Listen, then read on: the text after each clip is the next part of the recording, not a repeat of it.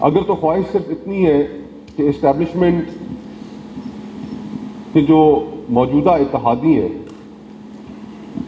ان کو ہٹا کر ان کو ایک سائٹ پر رکھ کر ہمیں اپنا لیا جائے اور ہمیں حکومت میں لے کر آیا جائے تو وہ دائروں کا جو سفر ہے وہ پھر جاری رہے گا، وہ ختم نہیں ہوگا۔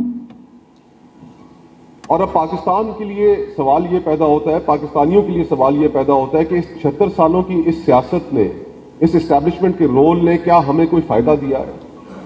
آج یہ جو 25 کروڑ لوگوں کا ملک ہے جس کی ایک بہت بڑی آبادی نوجوانوں پر مشتمل ہے، کیا آج ان کا مستقبل ہم نے زیادہ سیکیور کیا ہے یا آج ہم نے ان کے مستقبل کو خطرے میں ڈال دیا ہے؟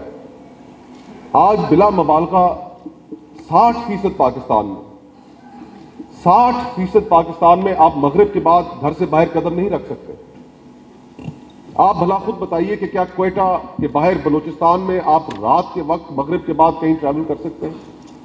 خیبر پختونخوا میں جو اس وقت آپ کے جنوبی اضلاع ہیں، دیے خان، لکی، بنو، جو سابقہ ٹرائبل ایریاز ہیں، خیبر، پارا چنار، وہاں پر کیا حالات بن چکے ہیں؟ عصر کے بعد آپ گھر سے باہر نہیں نکل سکتے۔ آپ کی معیشت، ابھی 1-1.5 ہفتہ پہلے ورلڈ بینک کی رپورٹ آئی کہ پچھلے سال میں مزید 1 کروڑ 30 لاکھ پاکستانی سطح غربت سے نیچے چلا گیا۔